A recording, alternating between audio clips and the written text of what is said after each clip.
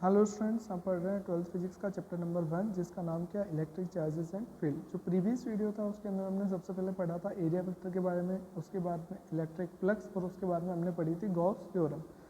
तो इस वीडियो के अंदर हमें क्या करना है कि गॉस थ्योरम जो हमने पढ़ी थी उसकी एप्लीकेशन देखनी है कि उसकी एप्लीकेशन की हेल्प से कितने इजी वे के अंदर अपन डिफरेंट कंडक्टर्स के अराउंड इलेक्ट्रिक फील्ड निकाल सकते हैं बिना कूलम्ब्स लॉ अप्लाई करें या फिर सुपरपोजिशन का प्रिंसिपल अप्लाई करें, और बहुत ईजी मेथड है।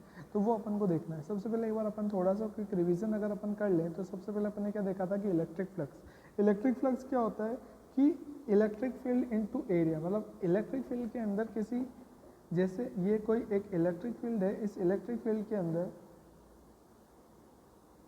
ये इलेक्ट्रिक फील्ड है, इस इलेक्ट्रिक फील्ड के अंदर अगर मैं किसी कंडक्टर को रखता हूँ, ये एक कोई कंडक्टर है एस एरिया का और इलेक्ट्रिक फील्ड की स्ट्रेंथ कितनी ई, तो आपका जो फ्लक्स होता है फाई वो कितना हो जाता है ई डॉट डी एस। तो ये आपका निकल जाता है ई इंटू डी एस, आपका क्या निकल जाता है फ्लक्स। इसी तरह से अपन ने क्या देखी थी गॉस थ्योरम क्या बताती है कि close integration of E dot D S किसके इक्वल होता है क्यू अपॉन एप्सिलॉन नॉट के। मतलब किसी भी क्लोज सरफेस के अराउंड, क्लोज सरफेस मतलब अपन बात किसकी कर रहे हैं एरिया की, क्लोज सरफेस के अराउंड जो टोटल फ्लक्स होता है ई डॉट डी एस जो होता है वो किसके इक्वल होता है, उसके अंदर जो टोटल चार्ज है क्लोज सरफेस के उसके 1/एप्सिलॉन टाइम्स के अराउंड।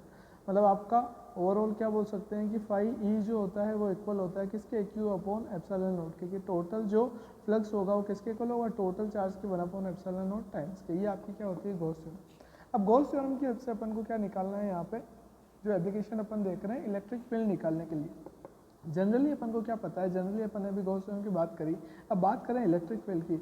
अब गॉस थ्योरम जैसे अपन ने क्या लिखी, गॉस थ्योरम अपन ने लिखी है कि E dot D S equal to Q upon epsilon naught. अब आपको जो चीज़ ध्यान रखनी है वो क्या है वो सुनो। देखो प्रोसीजर सेम है, जितनी भी अपन एप्लीकेशन करेंगे ना सब में प्रोसीजर सेम है। अपन को निकालना क्या है, अपन ने गॉस थ्योरम लिख दी है, अपन को निकालना क्या है, अपन को निकालना है इलेक्ट्रिक फील्ड। अपन को निकालना क्या है इलेक्ट्रिक फील्ड निकालना है। अब बात क्या आ जाती है कि अब बात आती है दो चीज़ों की, दो वेरिएबल आपको यहाँ पे देखने हैं, जो चीज़ें अपन को वैल्यूज पुट करनी रहेगी डिफरेंट एप्लीकेशंस में। एक तो बात आती है डीएस की और एक बात आती है किसकी क्यू की। डीएस क्या है, डीएस क्या है बहुत ढंग से देखना है। डीएस क्या है एरिया है, डीएस क्या है एरिया, किसका एरिया है तो डीएस एरिया है किसका गाउसियन सरफेस का। डीएस क्या है एरिया है किसका, एरिया है गाउसियन सरफेस का। आया समझ में। और क्यू, क्यू आपका क्या है टोटल चार्ज है, क्यू क्या है टोटल चार्ज है।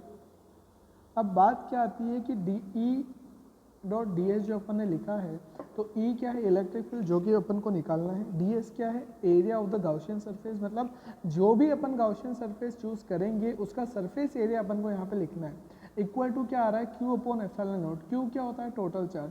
अब टोटल चार्ज यहाँ पे मैं बार बार क्यों फोकस कर रहा हूँ, क्योंकि अगर जैसे जैसे अपन कंडक्टर्स क्या करेंगे वेरी करेंगे तो टोटल चार्ज का अमाउंट भी चेंज होगा। अब जनरली अपने जो बॉडीज होती है वो एक्सटेंडेड बॉडीज होती है, बड़ी बॉडीज होती है, तो इसलिए अपन एक और टर्म लेके आते हैं पिक्चर में जो अपन पढ़ चुके हैं कंटिन्यूस चार्ज डिस्ट्रीब्यूशन में, जिसका नाम क्या है कि चार्ज डेंसिटी। अगर आपका कंडक्टर लीनियर है तो क्या हो जाती है लीनियर चार्ज डेंसिटी। अगर कोई सरफेस है, थिन शीट है, स्फीयर है, तो उस केस में अपन क्या बोल देते हैं सरफेस चार्ज डेंसिटी, और अगर वॉल्यूम है तो वॉल्यूम चार्ज डेंसिटी। तो उस चार्ज डेंसिटी में अपन ने क्या देखा था कि चार्ज डेंसिटी क्या होती है टोटल चार्ज अपॉन टोटल, अगर लेंथ है तो लेंथ, एरिया है तो एरिया, और वॉल्यूम है तो वॉल्यूम। तो वहाँ से उस चार्ज डेंसिटी के कॉन्सेप्ट से अपन किसकी वैल्यू निकालेंगे, यहाँ पे क्यू की वैल्यू निकालेंगे। तो फिर से मैं एक बार आपको शॉर्ट में लिख देता हूँ, आपका होता है क्या E dot D S integration of E dot D S equal to Q upon क्या होता है एप्सिलॉन नोट। तो अपन को बस करना क्या है, अपन को ये जो गॉस थ्योरम है इसमें ई की वैल्यू तो अपन को निकालनी है, ये तो अपन को निकालनी है, तो डी एस की वैल्यू पुट करनी है और क्यू की वैल्यू पुट करनी है। अपने आप आपका क्या निकल जाएगा ई निकल जाएगा। डी एस क्या है area of the Gaussian surface, जो भी गाउसियन सरफेस अपन चूज करेंगे उसका एरिया, और क्यू वहाँ पे क्या होगा टोटल चार्ज। अब जितनी भी एप्लीकेशन अपन पढ़ने वाले हैं उसमें इस कॉन्सेप्ट के अलावा कुछ भी नहीं आएगा, तो मेनली यही आप समझ में आना चाहिए। देखो कॉन्सेप्ट समझ में आ जाता है तो इजीली क्या होता है कि अपन चीज़ों को याद कर सकते हैं, समझने में फटाफट हो सकती है। कंटिन्यू। सबसे पहले बात किसकी आ रही है electric field due to an infinity long charge wire. मतलब एक वायर के लिए अपन को क्या निकालना है कि वायर के अराउंड फील्ड निकालना है, इन्फिनिट लॉन्ग वायर के अराउंड अपन को क्या निकालना है फील्ड निकालना है। तो अपन को क्या पता है कि अपन एक रैंडम एक वायर, लॉन्ग स्ट्रेट वायर अपन ने क्या कर लिया कंसिडर कर लिया, जिसकी चार्ज डेंसिटी अपन लीनियर वायर की क्या लेंथ है तो कितने एज्यूम करते हैं अपन लैम्डा।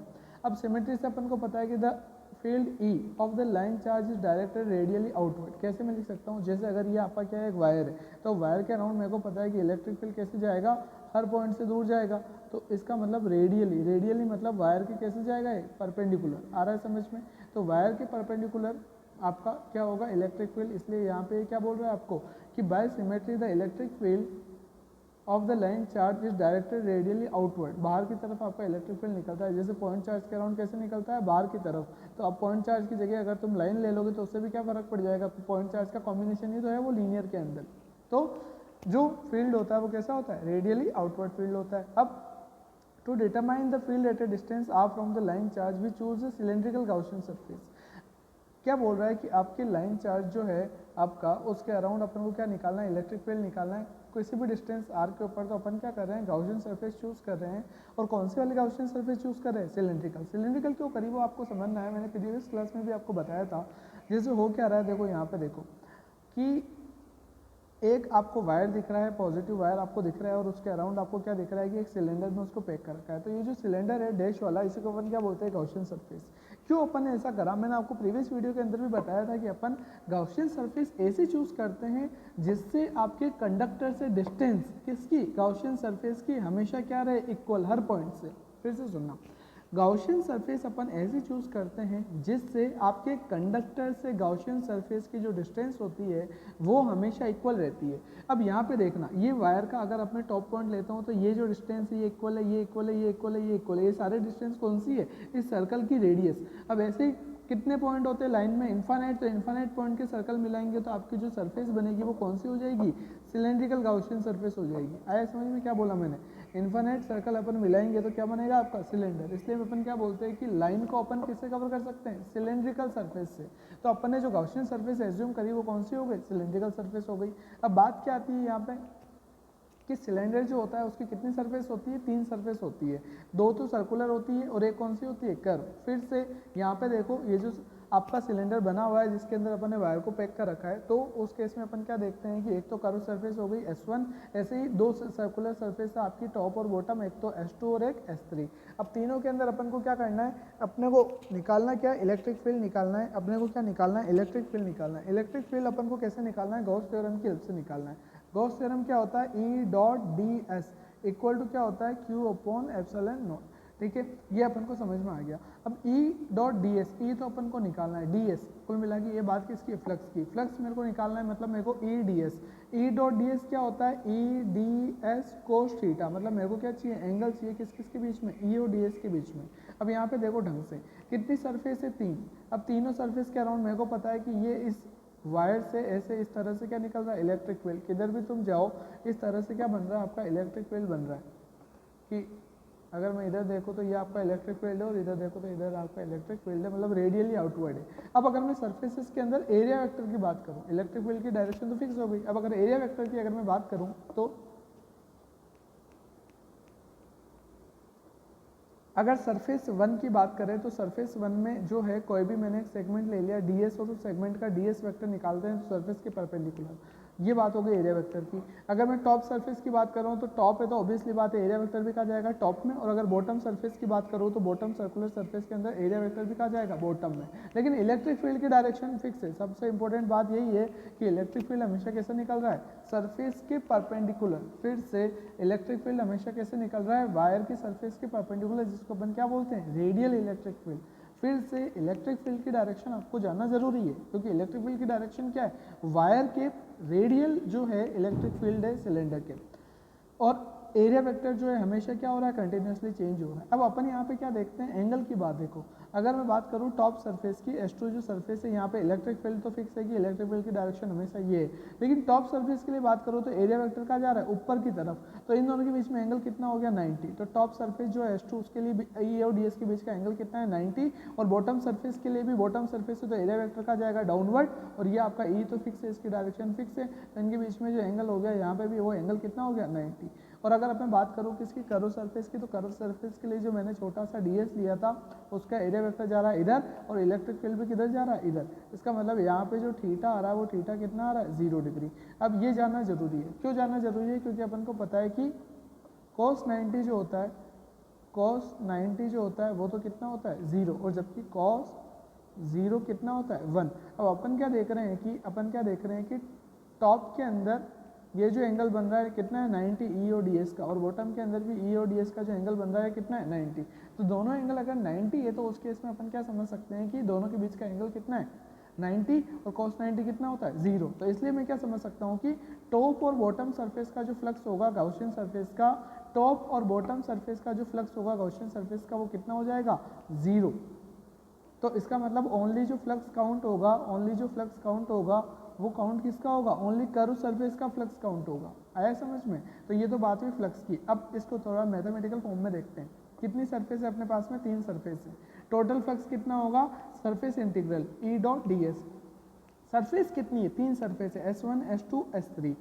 S1 अपन को पता है कौन सी है, टॉप सरफेस। S2 कौन सी है, S1 अपन को पता है कौन सी, कर्व सरफेस। S1 कौन सी, कर्व सरफेस। S2 कौन सी, टॉप सरफेस। और S3 कौन सी, बॉटम सरफेस। अब अपन को पता है कि कर्व जो सरफेस है उसका एंगल तो कितना हो रहा है EDS का 0, बाकी में कितना हो रहा है cos 90, और cos 90 कितना होता है 0, इसलिए यहाँ पे क्या आ गया 0। अब बात आती है सरफेस 1। सरफेस 1 कौन सी, कर्व सरफेस। तो E तो कांस्टेंट है, E यूनिफॉर्म है, तो E तो बाहर आ जाएगा। अब अंदर क्या आया, इंटीग्रेशन ऑफ ds मतलब क्या है, small area of the curve surface. ds एक बार फिगर में देखो, ds क्या है, small area of the curve surface. Integration of ds का मतलब क्या होता है, ds क्या है, स्मॉल एरिया। इसका अगर मैं इंटीग्रेशन कर दूं तो उसका मतलब क्या हो जाएगा, टोटल सरफेस एरिया सरफेस 1 का। अब टोटल सरफेस है कौन सी, सिलेंडर बना हुआ है, तो टोटल सरफेस एरिया किसका, सिलेंडर का। तो सिलेंडर का जो सरफेस एरिया होता है वो कितना होता है 2 पाई RL। सिलेंडर का सरफेस एरिया कितना होता है आपका 2 पाई RL। तो मेरा जो फ्लक्स हो गया, मेरा फ्लक्स पता चल गया कितना आ गया मेरे पास फ्लक्स 2 पाई RL। तो ये तो बात हो गई इसकी। अब मेरे को पता है कि जो फ्लक्स है वो फ्लक्स ही किसके इक्वल होता है, मेरे को पता है कि फाई जो है, फाई ही किसके इक्वल है, Q अपॉन एप्सिलॉन नॉट के। फाई ही मेरे को पता है कि किसके इक्वल है, Q अपॉन एप्सिलॉन नॉट के। अब बात आती है यहाँ पे किसकी, इलेक्ट्रिक फील्ड की। अब बात यहाँ पे किसकी आ रही है, इलेक्ट्रिक फील्ड की। तो इलेक्ट्रिक फील्ड जो है, इलेक्ट्रिक फील्ड कैसे निकाला अपन ने, E dot D S equal to Q upon epsilon naught. और Q जो है वो यहाँ पे क्या है, चार्ज। Q यहाँ पे क्या है, चार्ज। अब बात लेकिन ये आ रही है कि वायर तो इन्फाइनाइट लॉन्ग है। अब इन्फाइनाइट लॉन्ग वायर के लिए टोटल चार्ज कितना है तो पता नहीं। तो अब इन्फाइनाइट लॉन्ग जो चीज़ें होती है, चाहे वो वायर हो, चाहे सरफेस हो, इन्फाइनाइट शीट हो, या चाहे स्फीयर हो, कुछ भी हो, तो उस केस में अपन क्या करते हैं कि चार्ज डेंसिटी निकालते हैं। अब यहाँ पे वायर है तो चार्ज डेंसिटी कितनी हो जाती है, लैम्डा। यहाँ पे वायर है तो चार्ज डेंसिटी कितनी हो जाती है, लैम्डा। लैम्डा क्या हो जाता है, टोटल चार्ज। मैंने माना कि टोटल चार्ज कितना है Q, और मेरा जो सिलेंडर है उसकी जो लेंथ है वो कितनी है L। यहाँ पे देखो L लेंथ ले रखी है आपके सिलेंडर की। तो उसके बाद अपन क्या समझ सकते हैं कि लैम्डा क्या है, total linear charge density equal to क्या निकल गया, Q अपॉन L। Q क्या है, चार्ज डिवाइड बाय L क्या है, आपकी जो सरफेस है उसका लेंथ। तो यहाँ से मेरे को जो Q है वो Q कितना निकल जाएगा, यहाँ से जो Q है वो Q कितना निकल जाएगा, Q equal to lambda L। Q equal to क्या पता चल गया मेरे को, लैम्डा L। तो इस Q की वैल्यू मैं कहाँ पे पुट कर सकता हूँ, इस Q की वैल्यू मेरे को पुट करनी है गॉसियन सरफेस के अंदर पुट करनी है। तो अगर इस Q की वैल्यू कितनी आ रही है, लैम्डा L आ रही है, ध्यान रखना है। तो यहाँ पे देखो Q की वैल्यू अपन जो होता है गॉसियन सरफेस, Q की वैल्यू अपन ने कितनी लिख दी, लैम्डा L। अब E डॉट डी एस कितना है आपका, सरफेस एरिया किसका, कर्व सरफेस का कितना होता है 2 पाई RL सिलेंडर का, और Q जो है उसकी जगह पे क्या लिख दिया, लैम्डा L। लेकिन अपन को निकालना क्या है, अपन को निकालना क्या है, इलेक्ट्रिक फील्ड अपन को निकालना है। अपन को इलेक्ट्रिक फील्ड निकालना है तो 2 पाई RL को कहाँ भेज देंगे, नीचे। अब यहाँ पे देखो एक L ये रहा, तो L से L कट हो गया, तो आपके पास ओवरऑल E कितना बचा, lambda upon 2 pi epsilon not R। तो ये अपना इलेक्ट्रिक फील्ड निकल गया किसके अराउंड, एक इन्फाइनाइट लॉन्ग वायर के अराउंड। किसकी हेल्प से, गॉस थ्योरम की हेल्प से। तो अपन ने क्या करा, बहुत इजी प्रोसेस। आपको ध्यान क्या रखना है, आपको क्या निकालना है, फाई निकालना है। आपको क्या निकालना है, फाई निकालना है। फाई क्या होता है, Q अपॉन एप्सिलॉन नॉट। आया समझ में। फाई क्या होता है, इलेक्ट्रिक फ्लक्स कितना हो जाता है, फाई आपका E डॉट डी एस। तो E तो अपन को निकालना ही है, इलेक्ट्रिक फील्ड। ds जो है अपन, ds क्या होता है, गॉसियन सरफेस का एरिया। वो तो जैसी सरफेस लेंगे उसका वैसा क्या लेनी आएगा, एरिया। ठीक है। और Q है तो Q की वैल्यू अपन कहाँ से लिखेंगे, सरफेस चार्ज डेंसिटी से। तो ये अपन ने क्या कर दिया, एक इन्फाइनाइट लॉन्ग वायर के लिए अपन ने क्या निकाल दिया, इलेक्ट्रिक फील्ड उसके अराउंड। सेकंड अपनी जो एप्लीकेशन है वो सेकंड एप्लीकेशन अपनी क्या है, electric field due to uniformly charge infinite plane sheet. Electric field due to uniformly charge infinite plane sheet. तो मतलब मेरे को क्या करना है कि इलेक्ट्रिक फील्ड निकालना है किसके लिए, इन्फाइनाइट प्लेन शीट के लिए मेरे को निकालना है। अब शीट के लिए निकालना है तो सबसे पहले अपन बात करते हैं कि अपन ने क्या करी, कंसीडर एक शीट करी। अब शीट करी ठीक है, अब मेरे को क्या निकालना है, उसके अराउंड इलेक्ट्रिक फील्ड निकालना है, किसकी हेल्प से, गॉस थ्योरम की हेल्प से। अब गॉस थ्योरम में क्या होता है कि सबसे पहले अपन को गॉसियन सरफेस चूज करनी होती है। गॉसियन सरफेस अपन कैसे चूज करते हैं, गॉसियन सरफेस अपन ऐसे चूज करते हैं कि कंडक्टर से गॉसियन सरफेस के एक एरिया की जो डिस्टेंस हो वो क्या हो, एग्जैक्ट फिक्स हो।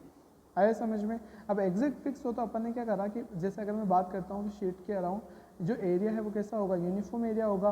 तो मेरे को पता है कि मैंने क्या करा, अगर मैं इलेक्ट्रिक फील्ड की वैल्यू देखता हूँ तो यहाँ से शीट से ये आपकी क्या निकल रही है, इलेक्ट्रिक फील्ड लाइन्स जा रही है। तो अगर यहाँ पे मैं देखूँ तो इस जगह पे इलेक्ट्रिक फील्ड की वैल्यू क्या है, सेम। ऐसे अगर मैं बात करूँ कि ये जो सरफेस है, ये मैंने सरफेस ली और यहाँ से देखता हूँ कि इधर भी इलेक्ट्रिक फील्ड की वैल्यू क्या है, सेम। तो इसका मतलब मैंने जो सरफेस यहाँ पे मैंने ली वो सरफेस कैसी ली, सिलेंड्रिकल सरफेस ली।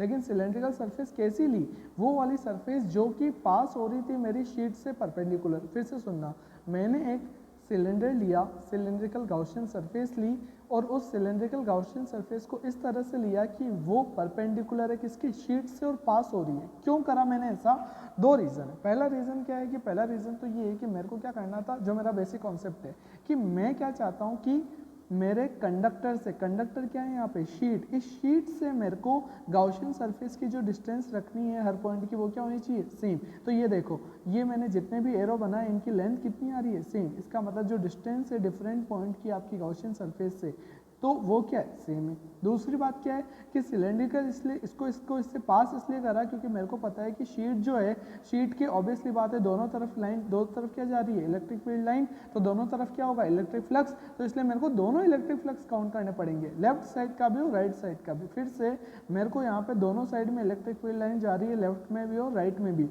तो मेरे को इलेक्ट्रिक फ्लक्स भी कितने काउंट करने पड़ेंगे, दोनों, इलेक्ट्रिक फ्लक्स लेफ्ट का और इलेक्ट्रिक फ्लक्स राइट का।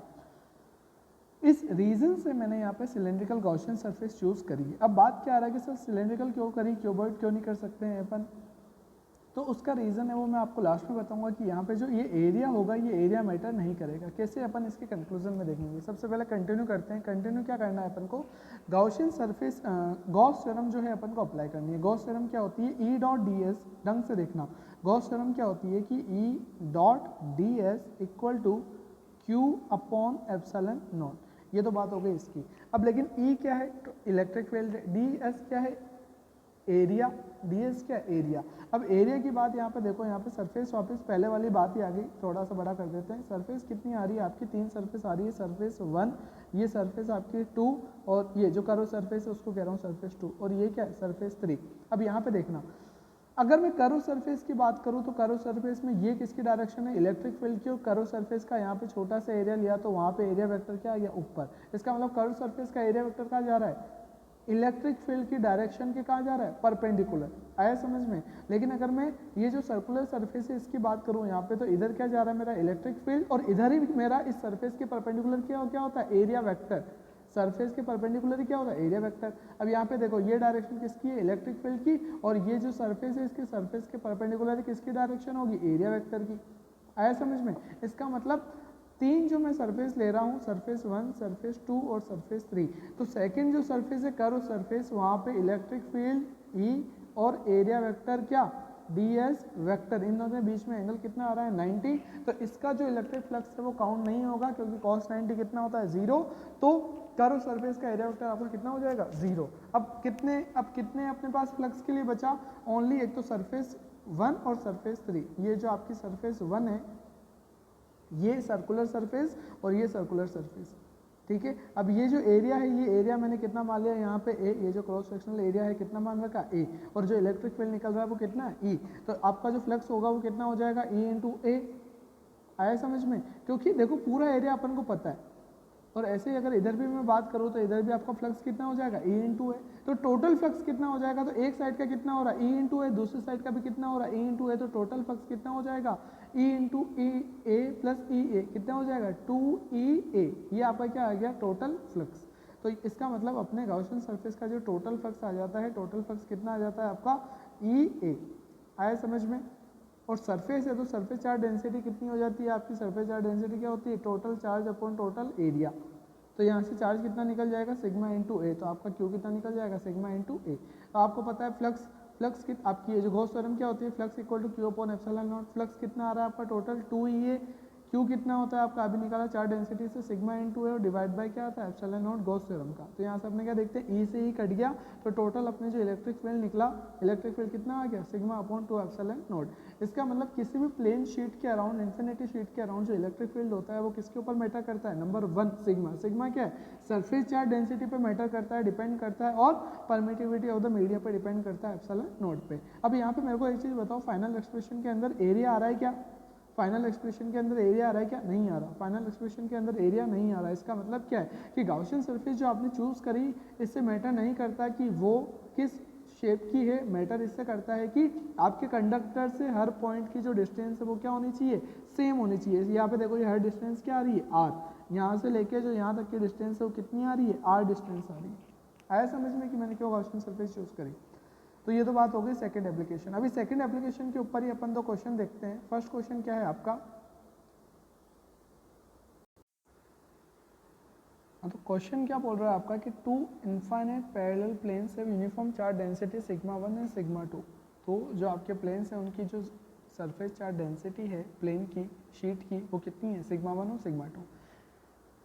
Determine the electric field at the point to the left of the sheet, to the between them and to the right of sheet. ये कहना क्या चाह रहा है, एक बार डायग्राम देखो आपके पास क्या है। देखो ये बोर्ड के क्वेश्चन अपन कर रहे हैं, दो क्वेश्चन अपन कर रहे हैं, बोर्ड एग्जाम के क्वेश्चन है आपके। आपके पास क्या दे रखा है आपको कि दो शीट दे रखी है। पहले की जो सरफेस चार्ज डेंसिटी है शीट 1 की वो कितनी है, सिग्मा 1, ये देखो, और ऐसे दूसरी कितनी है, सिग्मा 2, और दोनों पॉजिटिव है, शीट 1 शीट 2। अब आपसे क्या पूछ रहा है कि ये जो तीन प्लेन है, मतलब एक तो फर्स्ट रीजन, ये सेकंड रीजन और ये थर्ड रीजन, यहाँ पे आपको क्या निकालना है, यहाँ पे आपको इलेक्ट्रिक फील्ड की वैल्यू निकालनी है, टोटल इलेक्ट्रिक फील्ड की। कैसे निकालेंगे वो आपको देखना है। सबसे पहले अपन बात करते हैं कि फर्स्ट शीट की, ये जो फर्स्ट शीट है इसका इलेक्ट्रिक फील्ड किधर होगा। एक बार मैं तीनों रीजन के अंदर क्या बना रहा हूँ, इलेक्ट्रिक फील्ड बना रहा हूँ। देखो ये जो फर्स्ट शीट है, ये वाली जो शीट है, ये वाली जो शीट है, इसका जो इलेक्ट्रिक फील्ड होगा, इसका इलेक्ट्रिक फील्ड कैसे होगा वो देखो। पॉजिटिव है तो पॉजिटिव से ऑब्वियसली बात है निकलेगा, तो ये पास होगा और सेकंड से भी पास होगा। और इधर बात करते हैं तो इधर भी जाएगा, लेफ्ट में और राइट में दोनों में जाएगा। ये लेफ्ट में जा रहा है इधर E1 और ऐसे ही राइट में जा रहा है E1 और ये जा रहा है E1। ये तो बात हुई फर्स्ट शीट की। अब सेकंड शीट की बात करें, ये जो है सेकंड शीट है आपकी। अब सेकंड शीट की बात कर रहे हैं, सेकंड शीट के अंदर आपका जो इलेक्ट्रिक फील्ड होगा वो कैसे होगा। ऑब्वियसली बात है पॉजिटिव है तो निकलेगा, ओरिजिनेट होगा, तो ये E2 निकल रहा है, इधर ही पास होगा और सेकंड शीट इससे फर्स्ट शीट से भी पास होगा। अब अपन बात कर रहे हैं कि देखो हर रीजन में दो दो इलेक्ट्रिक फील्ड आ गए, हर रीजन में दो दो इलेक्ट्रिक फील्ड आ गए, तो टोटल क्या होगा, दोनों का सब्मिशन। हर रीजन में दो दो इलेक्ट्रिक फील्ड आ गए तो टोटल इलेक्ट्रिक फील्ड क्या होगा, दोनों का सब्मिशन। यहाँ पे भी देखो क्या आ गया, E1 E2, यहाँ पे भी E1 E2 और यहाँ पे भी E1 E2। इंपॉर्टेंट क्या है यहाँ पे, इसके डायरेक्शन। अब देखो ये फर्स्ट शीट और ये सेकंड शीट। अब फर्स्ट शीट से सेकंड शीट मैंने आपका क्या ले लिया, यूनिट वेक्टर। अगर मैं लेफ्ट से राइट में जाता हूँ तो वो मेरा क्या है, यूनिट वेक्टर, मतलब एक डायरेक्शन है, ठीक है। अगर मैं इसके अपोजिट जाता हूँ तो वो जो डायरेक्शन होगी वो ऑब्वियसली बात है क्या हो जाएगी, नेगेटिव। आया समझ में। ऑब्वियसली बात अपन को डायरेक्शन लेनी पड़ेगी क्योंकि इलेक्ट्रिक फील्ड कौन सी क्वांटिटी है, वेक्टर क्वांटिटी है। कंटिन्यू। सबसे पहले अपन को निकालना क्या है, वापस एक बार क्वेश्चन पढ़ते हैं। क्वेश्चन देखो एक बार, टू इनफाइनाइट प्लेन है uniform charge density sigma 7 sigma 2, determine the electric field eight point to the left. मतलब अपन को निकालना क्या है, अपन को इलेक्ट्रिक फील्ड निकालना है तीनों रीजन के अंदर। सबसे पहले अपन ने क्या करा, इलेक्ट्रिक फील्ड की बात करें रीजन 1 के अंदर। रीजन 1 के अंदर देखो, रीजन 1 के अंदर की बात क्या आ रही है, ये आपका रीजन 1 है, ये आपका रीजन 1। यहाँ पे देखो दोनों इलेक्ट्रिक फील्ड की डायरेक्शन सेम है, दोनों इलेक्ट्रिक फील्ड की डायरेक्शन सेम है। इसका मतलब इलेक्ट्रिक फील्ड ऐड होंगे। देखो बिल्कुल सही बात है, दोनों इलेक्ट्रिक फील्ड की डायरेक्शन सेम है, इसका मतलब इलेक्ट्रिक फील्ड क्या होंगे, ऐड होंगे। But the thing is that अपन ने जो इनिशियल डायरेक्शन एज्यूम कर रखी है यूनिट वेक्टर की, वो कहाँ से, शीट 1 से शीट 2। मतलब अपन ने डायरेक्शन एज्यूम करी हुई है लेफ्ट से राइट, और जो आपके इलेक्ट्रिक फील्ड की डायरेक्शन है वो कितनी है, राइट से लेफ्ट। इसका मतलब आपके ये जो दोनों इलेक्ट्रिक फील्ड की वैल्यू होगी ये क्या होगी, आपकी डायरेक्शन के अपोजिट कितनी, माइनस। मतलब आपको जो इलेक्ट्रिक फील्ड कितना होता है, इलेक्ट्रिक फील्ड कितना होता है अपन को पता है, सिग्मा अपॉन 2 एप्सिलॉन नॉट। अभी अपन ने पढ़ा, शीट के लिए अपन ने निकाला। तो E1 जो होगा वो भी कितना होगा, सिग्मा 1 अपॉन एप्सिलॉन नॉट और सिग्मा 2 अपॉन एप्सिलॉन नॉट। ये तो क्या है, मैग्नीट्यूड, लेकिन डायरेक्शन भी तो आएगी इलेक्ट्रिक फील्ड की। और डायरेक्शन अपन ने क्या एज्यूम करी थी, R vector, sorry R cap. लेकिन अपनी जो एज्यूम डायरेक्शन है उसके अपोजिट डायरेक्शन है इलेक्ट्रिक फील्ड की, तो ऑब्वियसली बात है दोनों जगह यहाँ पे आगे फ्रंट में क्या आएगा, माइनस। तो टोटल इलेक्ट्रिक फील्ड क्या हो जाएगा, इन दोनों का सबमिशन, दोनों का सबमिशन अपन ने यहाँ पे कर लिया और आके आ गया minus sigma 1 sigma 2 upon 2 epsilon not. ऐसे ही सेकंड रीजन की अगर मैं बात करूँ, सेकंड रीजन में देखो E1 जो जा रहा है वो तो इनिशियल डायरेक्शन के एज्यूम की डायरेक्शन में ही जा रहा है, लेकिन E2 उसके क्या जा रहा है, अपोजिट। तो E1 का जो फील्ड है वो क्या होगा प्लस और E2 का क्या होगा माइनस, तो टोटल क्या हो जाएगा E1 माइनस E2। तो ये आपका हो गया सेकंड फील्ड की अगर मैं बात करूँ तो ये E1 क्या है प्लस E2 क्या है माइनस, क्योंकि E2 की डायरेक्शन अपनी एज्यूम डायरेक्शन के अपोजिट है, तो क्या हो जाएगा E1 माइनस E2 मतलब सिग्मा 1 माइनस सिग्मा 2। और थर्ड की बात करूँ मैं, थर्ड रीजन की अगर मैं बात करूँ तो थर्ड रीजन के अंदर E1 भी इनिशियल डायरेक्शन के एज्यूम है और E2 भी अपने इनिशियल यूनिट वेक्टर की डायरेक्शन के एज्यूम है, तो दोनों की डायरेक्शन सेम है इलेक्ट्रिक फील्ड की डायरेक्शन के, एज्यूम डायरेक्शन के। ये जो आर वेक्टर है इसकी डायरेक्शन की मैं बात कर रहा हूँ, तो ऑब्वियसली बात है कि ये दोनों आपस में क्या हो जाएंगे, ऐड हो जाएंगे। तो ये दोनों आपस में मैंने क्या कर लिया, ऐड कर लिया। तो ये टोटल इलेक्ट्रिक फील्ड निकल गया तीनों रीजन में।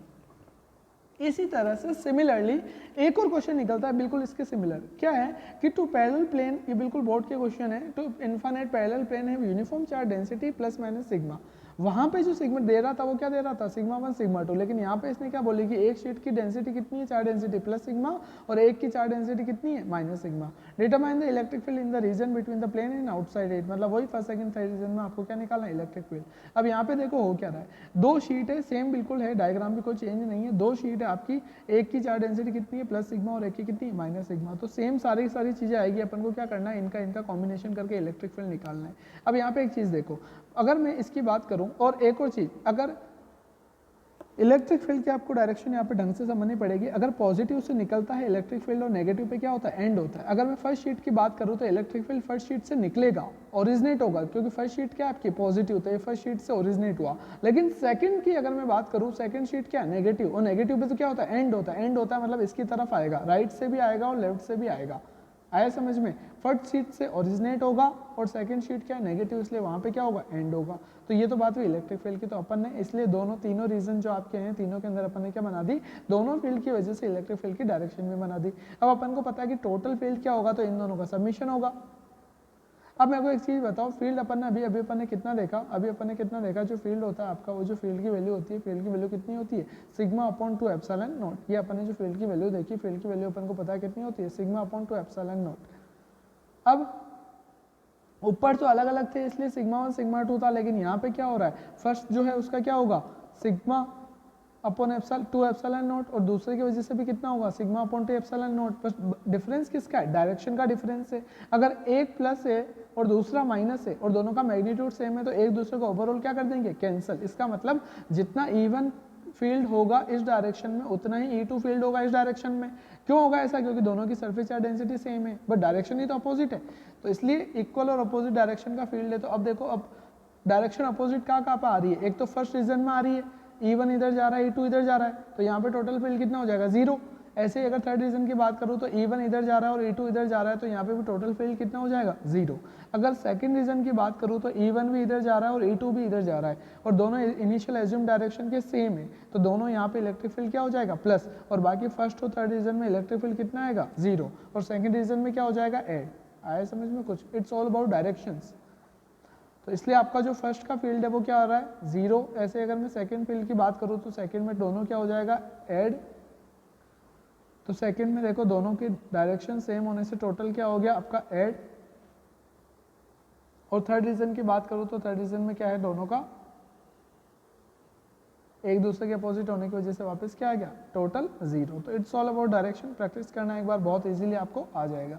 अब नेक्स्ट अपना क्या है, electric field due to a uniformly charge thin spherical shell. फिर से electric field due to a uniformly charge thin spherical shell.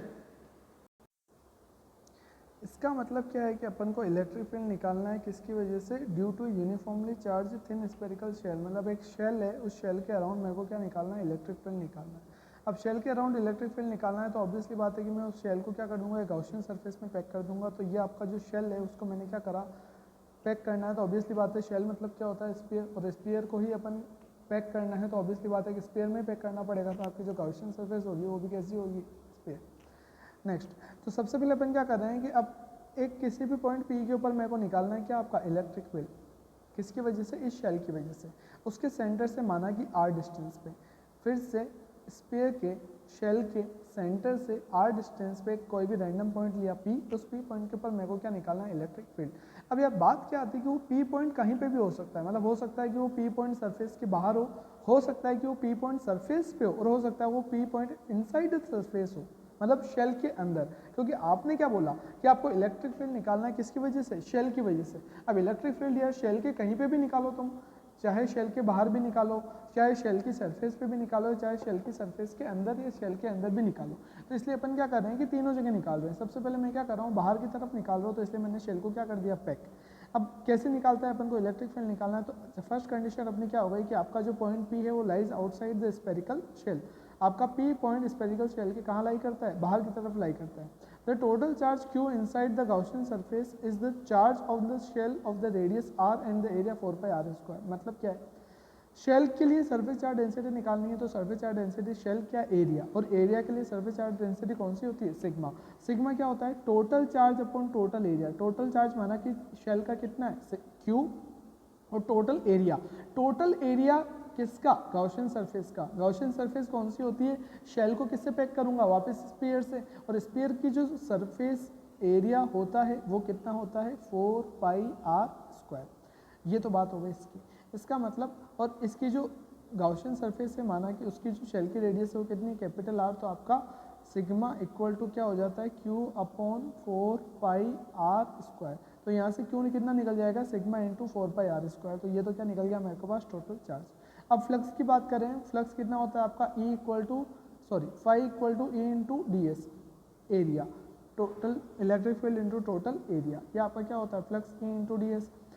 तो बात क्या आ जाती है, ई तो क्या है इलेक्ट्रिक फील्ड कांस्टेंट, और डी एस क्या है स्मॉल एरिया। टोटल एरिया कितना हो जाता है, तो वही वापस स्फीयर का एरिया, इस गॉसियन सरफेस का एरिया। गॉसियन सरफेस भी कैसी, स्पेरिकल, और गॉसियन सरफेस अगर स्पेरिकल है तो उस आपने क्या करा, एक बार ऊपर देखना, रेडियस देखना, रेडियस आप क्या कर रहे हो, गॉसियन सरफेस की रेडियस कितनी, r, स्पेरिकल शेल की कितनी है, r, कैपिटल R। तो जब अपन सिग्मा निकालते हैं सरफेस चार्ज डेंसिटी, तो टोटल चार्ज कितना आ जाता है Q, और टोटल एरिया किसका, इस शेल का। जिस चार्ज के लिए अपन सरफेस चार्ज डेंसिटी निकाल रहे हैं, जिस स्फीयर के लिए, शेल के लिए, उसकी रेडियस कितनी है, कैपिटल R। तो यहाँ पे क्या आएगा, 4πr²। तो जब अपन गॉसियन सरफेस की बात करेंगे तो गॉसियन सरफेस की रेडियस कितनी है, स्मॉल r। आया समझ में, तो वहाँ पे 4π स्मॉल r का स्क्वायर करेंगे अपन, ये देखो आया समझ में। तो फाई कितना हो जाता है, E into D S, total अपन ने यहाँ पे लिख दिया। अब अपन को पता है कि गॉस थ्योरम कितनी है, phi equal to Q/ε0, phi कितना, ई इंटू 4πr², Q/ε0, और यहाँ से अपना ई कितना निकल जाता है, 1/4πε0 इंटू Q/r²। यहाँ पे चाहो तो आप Q की वैल्यू भी लिख सकते हो। Q की वैल्यू कितनी आ रही है ऊपर से, 4πr² इंटू सिग्मा। तो आपका क्या हो जाएगा कि ई इंटू कितना निकल रहा है आपका, 1/4πε0 Q/r²। और यहाँ से आपका जो Q है, यहाँ से आपका जो Q है वो Q आपका कितना निकल रहा है, 4πr² इंटू सिग्मा। तो इसकी जगह पे अपन क्या लिख सकते हैं, 4πr² इंटू सिग्मा। आया समझ में, यहाँ पे देखो 4πr² इंटू सिग्मा। तो इसको अगर मैं यहाँ पे लिख दूँ तो Q की जगह पे क्या लिख सकता हूँ, 4πr² इंटू सिग्मा। तो 4π से 4π कट गया, r² अपन कैपिटल R², सिग्मा अपॉन ε0, ये आपकी वैल्यू आ जाती है अगर और सिंप्लीफाई करते हो तो। बाकी ये आपका आ गया इलेक्ट्रिक फील्ड। तो अब ये इलेक्ट्रिक फील्ड क्या आ रहा है, 1/4πε0 को क्या बोलते हैं, K। तो ये क्या आ रहा है, Q/r²। और अपन को पता है यही, ये जो इलेक्ट्रिक फील्ड होता है किसके लिए होता है, पॉइंट चार्ज के लिए। Electric field due two point भी कितना होता है, KQ/r²। और यहाँ पे अपना शेल के लिए भी कितना आ रहा है, KQ/r²। इसका मतलब क्या है कि शेल से अगर डिस्टेंट पॉइंट पर अगर मैं इलेक्ट्रिक फील्ड निकालता हूँ तो वो जो इलेक्ट्रिक फील्ड होगा उस पॉइंट पर वो कैसे बिहेव करेगा, कि जैसे वो शेल का पूरा चार्ज कहाँ पे, उसके सेंटर पर कंसनट्रेट हो। तो ये यहाँ पे इसने लिख रखा है, आ रहा है समझ में। ये इसका कंक्लूजन निकलता है इसको देखने के बाद में। नेक्स्ट क्या आ रहा है कि when point P lies on the spherical shell, अगर पॉइंट P अगर शेल के सरफेस पे ये, तो गॉसियन सरफेस भी आप कहाँ लोगे, सरफेस पे। और गॉसियन सरफेस पे लोगे तो आपका गॉसियन सरफेस का जो एरिया होगा E.ds, ये जो E.ds होता है, ये ds क्या होता है, गॉसियन सरफेस का एरिया। तो वो कितना हो जाएगा, 4π कैपिटल R का स्क्वायर। तो अपन जब वैल्यूज पुट करते हैं तो आपकी वैल्यू कितनी आ जाती है, E equal to Q/4 4 pi epsilon naught R square, और क्यू मेरे को पता है कि क्यू कितना है 4 pi R square into sigma, तो 4 pi R square into sigma, और 4 पाई का 4 पाई कट गया, आर स्क्वायर से आर स्क्वायर कट गया, तो क्या बचा सिग्मा अपॉन एप्सिलॉन नॉट। तो अगर मैं बात करूं कि मेरे को चार्जेस जो निकालना है, इलेक्ट्रिक फील्ड जो निकालना है, अगर मेरे को उस स्पेरिकल शेल की सरफेस पे निकालना है तो वो सिंप्लीफाई होकर कितना आ जाता है, E X L N upon sigma upon epsilon naught. ये कहाँ पे बात आ रही है, सरफेस पे बात आ रही है। अब मैं बात करूं कि अगर आपका point P lies inside the spherical shell, अगर जो P पॉइंट है वो सरफेस के अंदर की तरफ हो, तो उस केस में अपन क्या करेंगे, तो उस केस में क्या हो जाएगा कि जो अपन गाउशियन सरफेस बनाएंगे वो भी कहाँ बनाएंगे, अंदर, क्योंकि मैंने क्या माना कि मेरा जो P पॉइंट है वो कहाँ है, अंदर है, अंदर है, तो मेरे को गाउशियन सरफेस भी कहाँ बनानी पड़ेगी, अंदर की तरफ, ऑब्वियस सी बात है। देखो जहाँ पे अपन पॉइंट लेते हैं वहीं पे अपन क्या बनाते हैं, गाउशियन सरफेस, ध्यान रखना है इस चीज़ को। तो अगर अपन ने पॉइंट का लिया शेल के अंदर, तो गाउशियन सरफेस भी क्या बनेगी, अंदर। तो आपका वापस क्या हो जाता है, E dot D S equal to Q upon epsilon naught, वही फाई। अब फाई कितना हो जाएगा, ई डॉट डी एस क्या है, गाउशियन सरफेस का एरिया, वो तो ऑब्वियसली बात है, आर अपन डिस्टेंस ले रहे हैं, कहीं पे भी ले रहे हैं तो आर ही ले रहे हैं ना। यहाँ पे देखो ये जो इसकी डिस्टेंस है, ये जो रेडियस है, ये जो रेडियस है ये वाली, ये रेडियस कितनी, आर, तो 4 पाई आर स्क्वायर क्या हो गया, इसका गाउशियन सरफेस का एरिया। तो फाई तो अपने पास निकल गया। अब इक्वल टू क्या होता है, phi equal to Q upon epsilon naught. Q क्या होता है, टोटल चार्ज, क्यू क्या होता है, total charge, total charge inside Gaussian surface, total charge inside Gaussian surface. अब मेरे को एक चीज़ बताओ कि यहाँ पे जो गाउशियन सरफेस है उसके अंदर टोटल चार्ज है क्या, ये गाउशियन सरफेस के अंदर मैं बात कर रहा हूँ, यहाँ पे टोटल चार्ज है क्या, नहीं, चार्ज तो बाहर है गाउशियन सरफेस के, क्योंकि शेल तो बाहर है, अपन तो शेल के अंदर का पॉइंट ले रहे हैं। इसका मतलब गाउशियन सरफेस के अंदर कोई चार्ज आ रहा है क्या, नहीं आ रहा, तो टोटल चार्ज कितना हो गया, जीरो। आया समझ में क्या बोला मैंने। तो गॉस थ्योरम के अंदर जो अपन फाई की वैल्यू तो रख देते हैं, लेकिन जब क्यू की वैल्यू पुट करना चाहते हैं तो वो कितनी आ जाती है, जीरो। तो इसका मतलब E into 4 pi R square किसके कोल आ रहा है, जीरो के, 4 पाई आर स्क्वायर भी उधर जाएगा तो कितना आ जाएगा, जीरो। मतलब आपका जो इलेक्ट्रिक फील्ड आएगा, मतलब जो इलेक्ट्रिक फील्ड आएगा इनसाइड द गाउशियन सरफेस या फिर इनसाइड द शेल, वो कितना आ जाएगा, जीरो। फिर से electric field due to uniformly charge spherical shell is zero at all point inside the shell, मतलब शेल के अंदर किसी भी पॉइंट के ऊपर आपका जो इलेक्ट्रिक फील्ड होगा वो कितना होगा, जीरो होगा।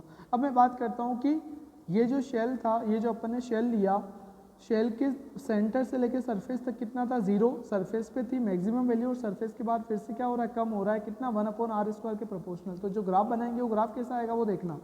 ये देखो यहाँ पे शेल बना रखा है, तो शेल के सेंटर में कितना है, जीरो, आए समझ में, सेंटर से सरफेस तक भी कितना है, जीरो। तो ये लाइन यही आ रही है, ये मैं फिर से इसको ड्रॉ कर रहा हूँ ब्लू से, ये लाइन यही आ रही है, ये ग्राफ की लाइन है। इसके बाद रैंडम सरफेस के ऊपर इंक्रीज हो जाता है, कितना, सरफेस के ऊपर इंक्रीज हो जाता है, ये आपका इंक्रीज हो गया, ये कितना आ गया, 1 upon 4 pi epsilon naught Q upon R square. तो रैंडम जो वैल्यू यहाँ चल रही थी वो रैंडम कहाँ पहुँच गई, यहाँ पे टॉप पे, आया समझ में, इस जगह पे। और उसके बाद फिर से क्या हो रहा है, वो कम हो रहा है, क्योंकि आर स्क्वायर की जगह क्या आ जाता है, स्मॉल आर स्क्वायर, और जितना जितना दूर जाएंगे उतना उतना आर कम होगा, और आर कम होगा तो ई की वैल्यू उसके प्रोपोर्शनल में क्या होगी, चेंज होगी, और कम होगी, तो इसलिए आपका जो ग्राफ आ रहा है वो कहाँ गया, डाउनवर्ड। आया समझ में। तो ये मतलब है इसका कि जैसे जैसे अपन ये वाली चीज़ ज़्यादा करते जाएंगे, वैसे वैसे जैसे जैसे डिनोमिनेटर ज़्यादा करेंगे वैसे वैसे न्यूमरेटर की वैल्यू क्या हो जाएगी, कम, ई की वैल्यू क्या हो जाएगी, कम, इसलिए आपका इलेक्ट्रिक फील्ड क्या हो रहा है, कम। और स्ट्रेट लाइन ना आके ऐसे क्यों आ रहा है, क्योंकि आर इनवर्स के इन्वर्सली प्रोपोर्शनली कम हो रहा है। तो ये आपका ग्राफ बना, फिर से देखना ग्राफ क्या बना, मैं ब्लू से आपको बता रहा हूँ। ये पहले ग्राफ है और फिर रैंडम आपका ये ग्राफ है। तो ये इसकी मैक्सिमम वैल्यू होती है जिसको अपन डायरेक्ट से रिप्रेजेंट कर देते हैं। तो ये अपन ने क्या करा, इलेक्ट्रिक फील्ड की वैल्यू निकाली, किसके लिए, स्पेरिकल शेल के लिए, किसकी हेल्प से, गॉस थ्योरम की हेल्प से, जो कि बहुत इजीली निकल जाती है। बस आपको ध्यान क्या रखना होता क्या है, close integration of E dot D S equal to क्या होता है, क्यू अपॉन एप्सिलॉन नॉट। ये आपकी क्या होती है, गॉस थ्योरम। अब इस गॉस थ्योरम में आपको बस ध्यान ओनली कितना सा रखना है कि आपको ds क्या रखना है, ds क्या होता है, गाउशियन सरफेस का एरिया, और q क्या होता है, टोटल चार्ज। टोटल चार्ज कहाँ से रखते हैं अपन, चार्ज डेंसिटी से। टोटल चार्ज अपन कहाँ से रखते हैं, चार्ज डेंसिटी से रखते हैं, डिपेंडेंट लेंथ है, एरिया है, और ds क्या होता है, गाउशियन सरफेस का एरिया। बस आपको ध्यान कितना रखना होता है, कोस थीटा एंगल का। अगर एंगल E और ds के बीच में एंगल 90 है तो फ्लक्स कितना हो जाएगा, जीरो, और अगर दोनों के बीच में एंगल जीरो है तो आपका फ्लक्स कितना हो जाएगा, मैक्सिमम वैल्यू। ठीक है, तो अपन ने क्या पढ़ा इस वीडियो के अंदर, आपके गॉस थ्योरम की एप्लीकेशंस। Thank you.